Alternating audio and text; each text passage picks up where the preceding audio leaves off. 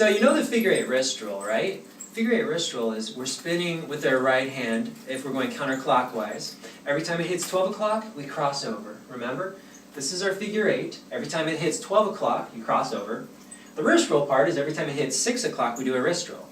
So we're at 12 o'clock, boom, we're 6 o'clock, so we wrist roll. We go to 12 o'clock, we change. We go to 6 o'clock, it's a wrist roll. Goes back up to 12, we change. Go to 6 o'clock, we do a wrist roll. Okay, so let's get into the figure 8 wrist roll. First, you're going to want to be in a back grip. So, since we're not used to doing back grips, let's say we're doing a figure 8 regularly. Let's say we're doing our figure 8 wrist rolls regularly, right? Once we're back to our front grip, all we're going to do is kind of like, we're going to do a tuck, like this. Now we're going to let it go, and we're going to spin it clockwise. So, we're doing our figure 8 wrist roll, tuck. Then we're going to release it, and we're going to let our hands spin clockwise.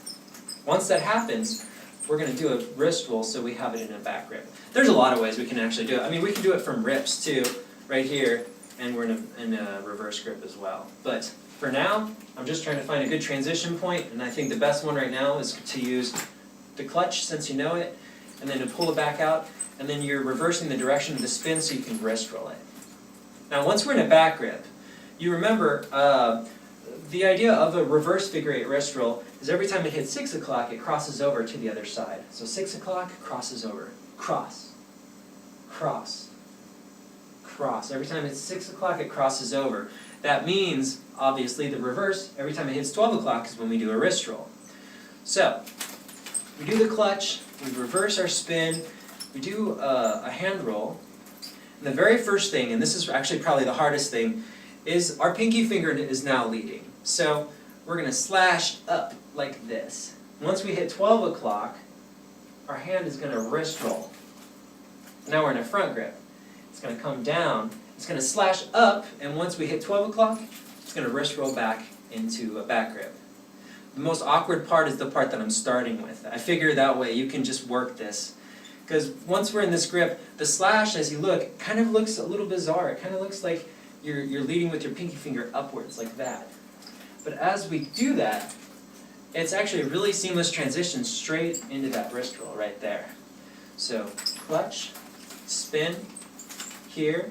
You can make a big swooping circle, and then do the wrist roll, 6 o'clock, wrist roll at 12, move at 6, wrist roll at 12, move at 6, wrist roll at 12. It looks like this.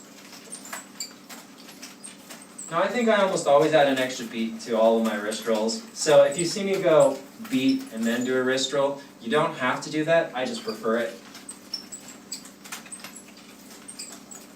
Like that.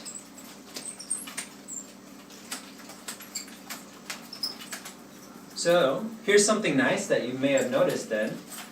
We're doing the front wrist roll, clutch, reverse. It's really easy to get into it. And if you want to do the other one, do you remember this where we're going like doing this tricep bounce?